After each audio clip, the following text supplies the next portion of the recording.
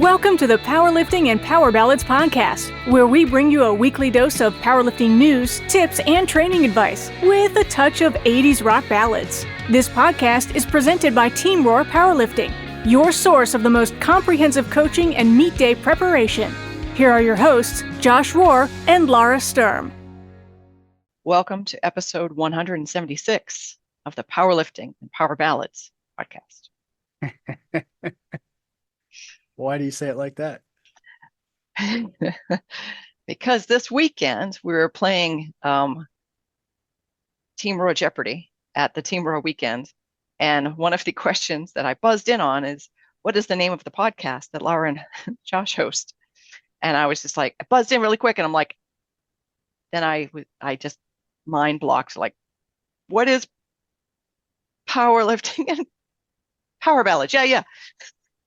Yeah, that was pretty funny because I was expecting somebody to not know, but I wasn't expecting the co-host to not know.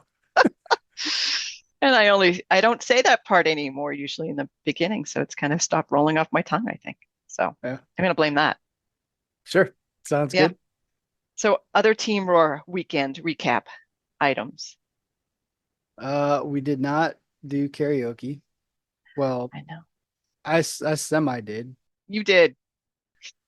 But yeah, we did not get to karaoke. I felt like we ran out of time. Like, it felt like, I don't know, like there's a lot of stuff we wanted to do and just like, we just did not have time to do everything, which is kind of a good thing, I guess, versus just like sitting around being bored.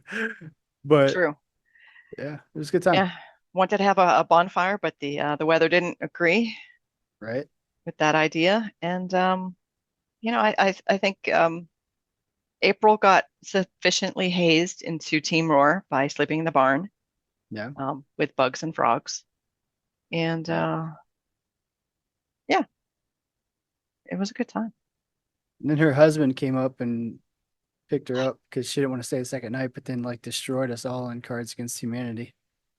Yeah. Like, how does someone who doesn't even know us, like you're supposed to, use your knowledge of people.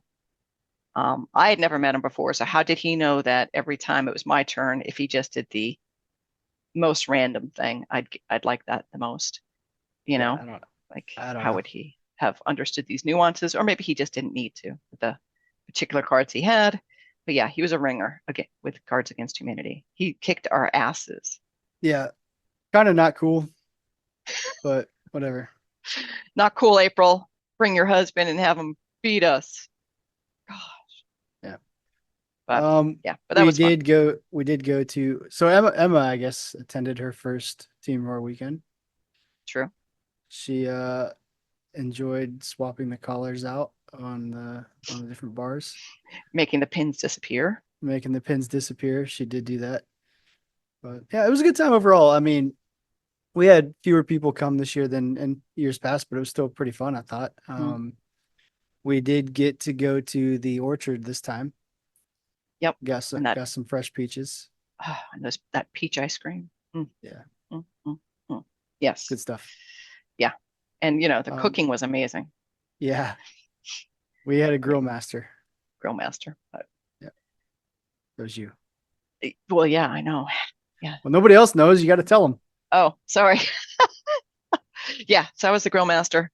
And it's really, it used all my talent to grill chicken and burgers and dogs.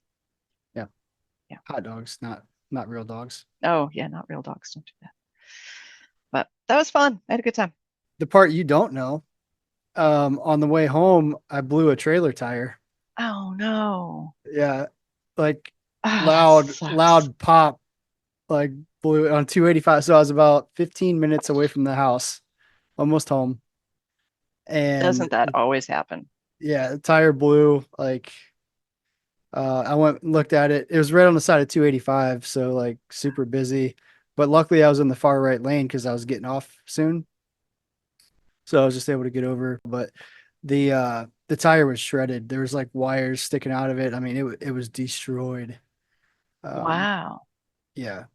I don't know what Do you think you happened. hit something? I had to have hit something. I mean, I've never seen a tire look. Well, I mean, I've seen a tire look like that, but never one of mine.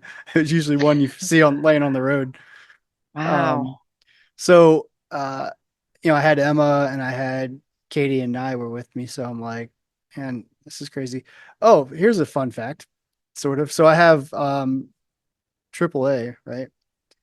And I have like the RV thing added on there, and I've Yes. used them multiple times to change my trailer tire. And I called them and they're like, "Oh, this is not the stipulation is it has to have running water and sleeping quarters to be covered under this RV policy." So I'm like, "You guys have changed this like 3 or 4 times already in the past 10 years." They're like, "Oh, well, we don't, that's always been our policy. So somebody just made a mistake." So anyway, Hmm. uh, so I decided I'm just going to unhook the trailer, go home, eat lunch, and then come back and deal with it later. Call somebody while I'm there. Well, as I'm unhooking, this truck pulls up. It's a tire company, pulls up behind me, and is like, "Are you so and so?" I'm like, "No," but I was getting ready to call somebody. We just got here. He's like, "Oh, well, I got another call, or I got a call that somebody's at this location needs a tire." Well, like literally like 50, not 50 feet, but just like around the curve right in front of us, there was a semi trailer that blew a tire. So like Oh, once I got on the road, so they were looking for that one. But I got the guy's card and called them and they're like, well, it'll be about a 2 hour wait. I'm like, all right, that's fine. And I'm like, can you guys just give me a call when you're like 30 minutes out so I can come back and hook up and meet you and everything? They're mm, like, yeah, no problem. 2 hours go by. I'm at home. We already ate and everything. 2 hours go by, no phone call. So I call them back and they're like, yeah, they're the guy's finishing up a job in Lawrenceville and then should be there in about 45 minutes. I'm like, all right, cool. So, but he's going to call you when he's 30 minutes out. Great. So, I just wait for about 20 minutes. I'm like, I'm just going to go back, hook up to the trailer because he's not going to be able to change it unless I'm hooked up, most likely. And then my computer's in the trailer, so I'll just, sit in the side of the road and work. Well, I get back and the trailer tire is changed and the invoice is on the hitch. And nobody ever called me. I'm like, wow, what the heck? So it's kind of, I mean, it's kind of best case scenario because like right. it wasted minimal of my time, but it's just like they were never going to call me. And I didn't have it locked up super Wow. secure either because like the doors were, but like I have a lock I usually put on the hitch, but I'm like, well, I'm in a hurry. I don't want to be on the side of the side of 285 longer than I have Yeah, to. Like right. I just unhooked and went. Like nobody's gonna steal it with a blown tire. But then when I got back, it had a good tire on it. Right. So So somebody could have just rolled up and yeah, taken but off with your luckily that didn't trailer. happen.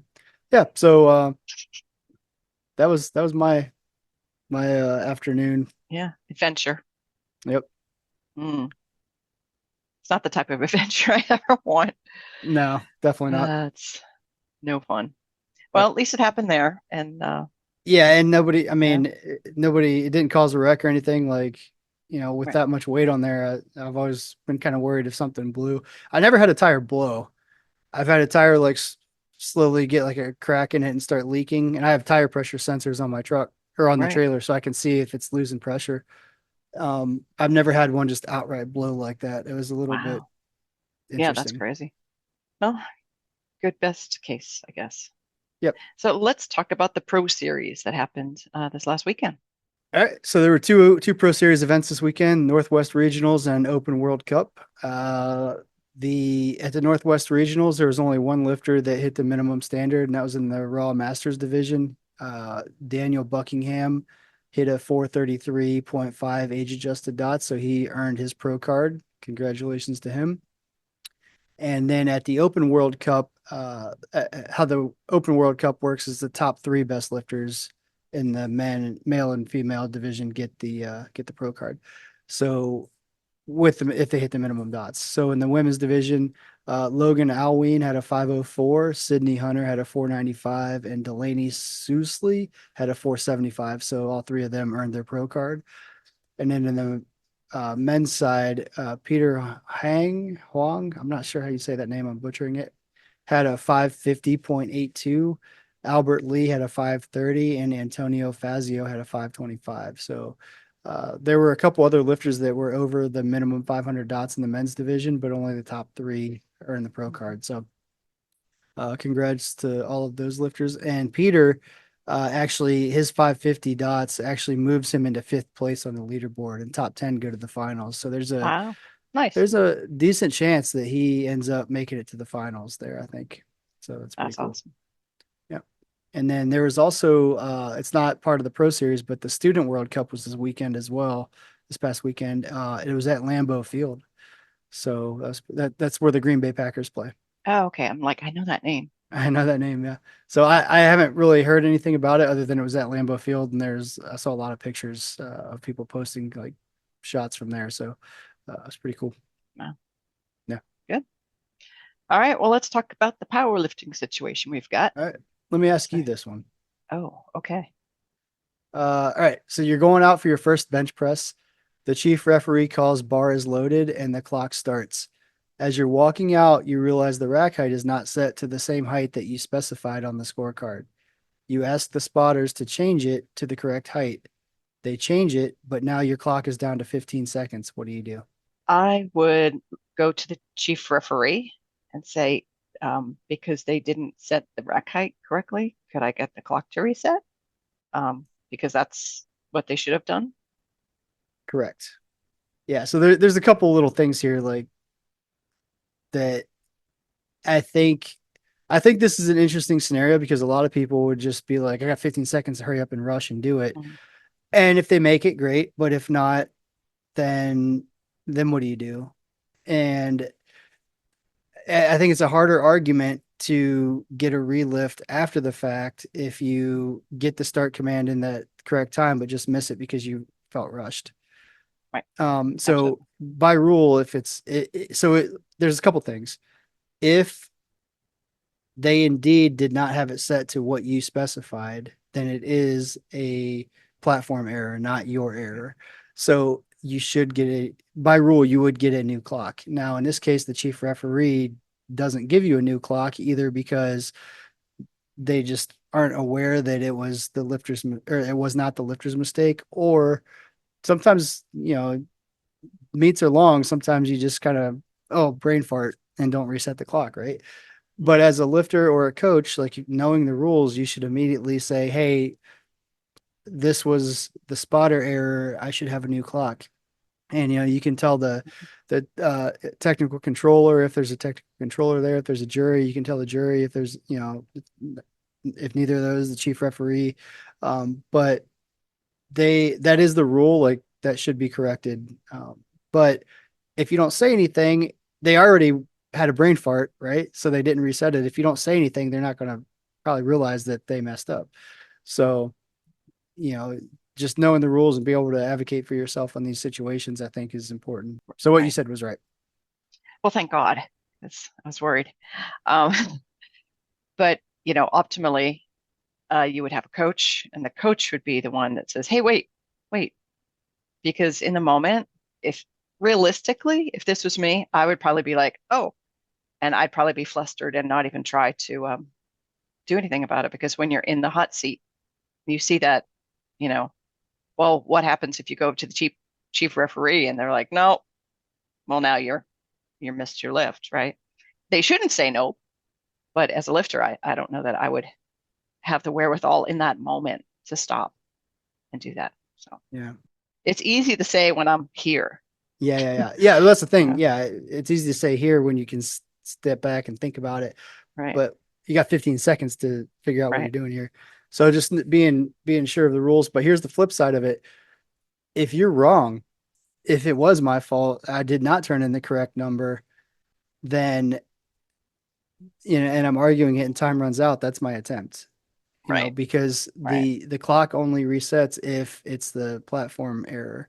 So if I said rack height 10 on my scorecard and it was set to rack height, if it's set to rack height 10 and I'm like, no, it's supposed to be 8, right, like right, they actually were right and they change it to 8, I can still have them change it, but it's on my time. So if the clock runs out before I get the start command, like it's right, my fault. So, if you're not sure, I think more I think about this, if I'm not sure if I turned in the correct rack height, or then, you almost want to take that attempt in the 15 seconds to make sure that you get it on there, because if you're wrong and you just time out arguing and you were wrong anyway, then you miss it. So, if you're 100% sure that they said it wrong, then, I would I Right. Then you would protest. yeah, I would argue it. But if you're Right. really not sure, I think you take the attempt just in case, and then argue later if they were wrong. So now you're saying I'm wrong for what I said. No, there's two different. I'm just messing with you. But this is also your first bench press, right? So if Correct. this was my third bench press, that would have already been figured out, right? And Right. I certainly wouldn't want to mess with my third bench press. But my first one, heck, if it's not set right, if I'm a raw lifter and it's not set right, the my opener bench press should be light enough that I can recover and do it. They might have to hand me the bar if it's set at 15 and I should be 10. Um, but as long as I got that bar in my hands, I'm pretty sure I could do the bench press in 15 seconds. Yeah. It would And it be my third one set depends up how incorrectly. elaborate your setup is and stuff too, right? Yeah, So, absolutely. yeah. But Yeah, yeah, so I'm just I'm I slow. think just knowing the rule and knowing, being sure that you turn in the right number or not. I mean, those are the deciding factors in exactly how you proceed. Yep. All right. Well, we have a new lifter tip. It is focus on one cue at a time. There may be 10 things wrong, but if you focus on all 10 at once, you'll fix 0 things. Yeah, I think, a lot of people, especially new lifters, like there are a lot of things that they need to correct. And, a lot of coaches are a little too gung ho with identifying and addressing all of them at once, that it just becomes overwhelming and you end up spinning your wheels and making no progress. So, I guess this could be a new coach tip as well, or, and a new lifter tip, like, you know, simplify things, focus on one or two things at a time, and let somebody build momentum with those things before you start trying to correct other stuff. Because, quite honestly, like they all are interchangeable too, a lot of times. So like if you fix this one thing in the squat, it changes something else. So like if you're trying to change everything with everything else moving around it, it ends up just being, Mhm. pretty impossible. So yeah, keep it Right. simple, focus on one or two things, and really dive in trying to address those specifically. So I have a question for you then, kind of on that same note. Okay. So there's been a couple times where I've seen a really strong lifter and I've watched them and I'm thinking, wow, their setup is a little odd. Like, I don't know if I would do that. Can we call them Dave just for fun? Call him Dave. Yes, it's a lifter, Dave, who's I really, just, really strong. But if you were to think of him as a lifter with really great form, you'd probably be like, oh, why is he doing things that way? Maybe he should do it this other way. But they're really, really strong. Do you mess with it? Do you try to correct it? I'm gonna have you ask the question again, because I got caught up in like, how did I think of Dave off the top of my head? Because I just picked a random name, and Oh, as you're talking, I'm blanking on what you're saying, and I'm literally thinking about how I came up with the random name Dave, I thought which maybe has you were nothing to talking do about with like it. Dave Ricks because, No, he's I super wasn't. strong and um, sometimes he'll like horribly have a really horrible looking like warm up attempt and they'd be like, all right, let's keep going. And you're like, wait, that looked horrible. Why would you want to go up right now? Fix that first. But he's amazing and strong and he's right. Yeah. So, all Yeah. right. So So, no, it was not based on Dave Ricks. I just randomly picked Dave. But obviously I started thinking about Dave Ricks too as I said Dave, because I'm like, yeah. oh, Dave Ricks is the first person that comes. Anyway, let's all right. Who, by the way, is Superman. And now he's what? He's in his late 60s or is he I even think older he's now? like mid 60s, I think. But Okay, mid 60s and anyway, still so freakishly strong. It's amazing. So when people say I yeah. can't get stronger as I get older, look up Dave Ricks. All right, All let's right. So stop. anyway, All the right, let's stop question. talking about Dave, because like I'm literally spacing out here. Like, let me All right. focus now. What do you say? So say you have a lifter and her name is uh Stop. Okay, don't say names. Like that messed me up last time. Just go. I should have all never right. said anything. All right. No name lifter. All right, you have a lifter and you see that lifter set up and you're like, wow, like say their squat stance is awfully wide. And as they are coming up from their squat, their knees are caving in. But they've been lifting this way for a long time and they've got really strong there. Do you fix it? Does it need fixed? Is it broken? That's the question. So like I guess there's what defines good or bad technique? Let's start there. Well, knees caving in on a squat.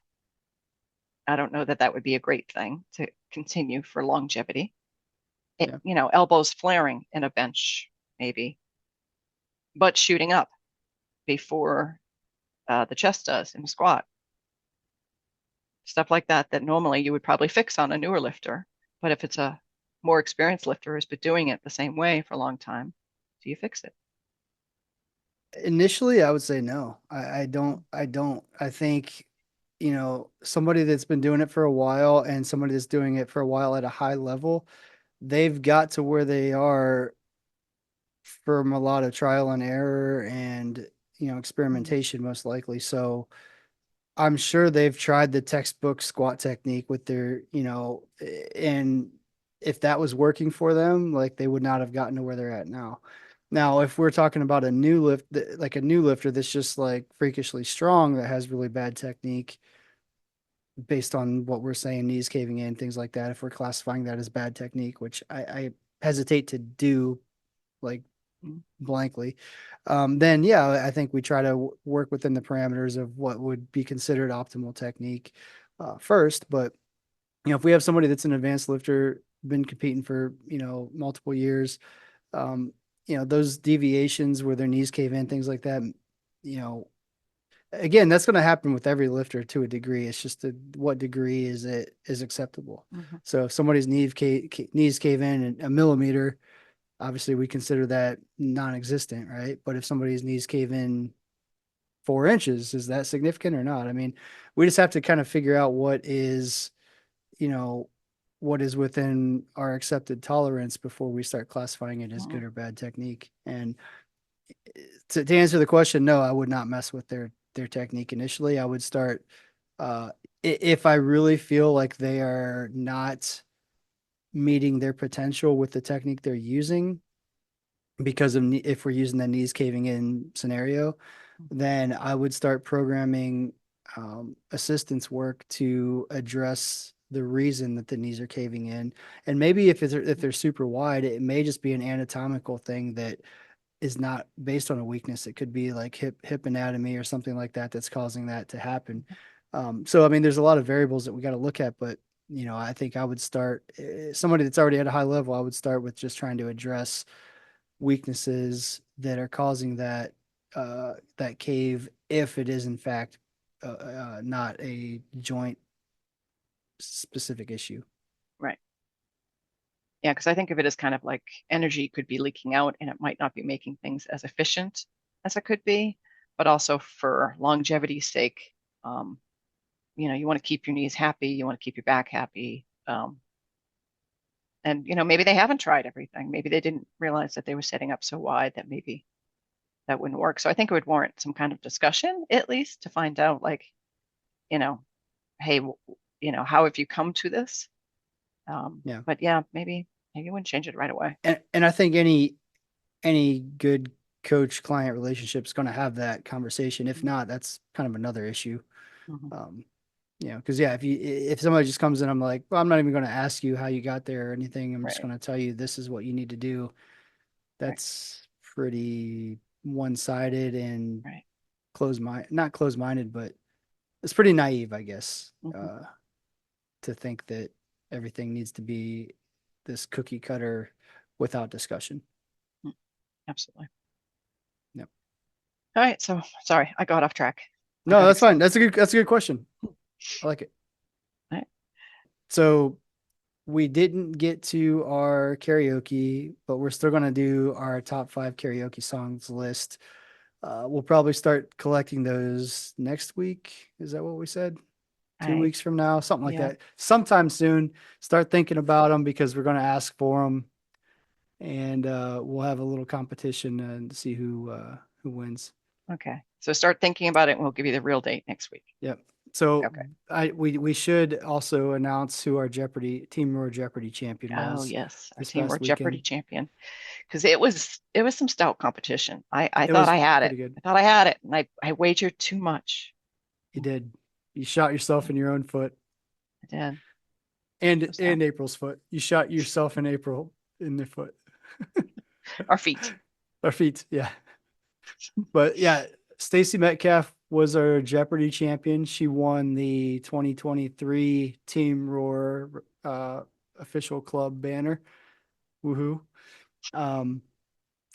Yeah, she was on a team with Katie Dodge, and then basically the winning team. There's 3 teams. The winning team then had to play paper, rock, scissors to determine who the champion of the champion team was. And Stacey swept it. It was best out of 5, paper, rock, scissors, and she won 3-zip. So yeah, it was undisputed. The strategy that she had was just incredible. It was. Yeah. Flawless.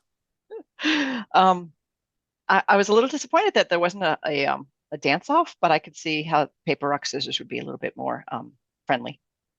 Well, so it's all about reading the situation and knowing the players involved. A dance off in the middle of the day when we played Jeopardy was probably not going to fly for a lot of people. If it was at night, true, after like in the middle of doing karaoke or something like that, when people are kind of vibing, that might work.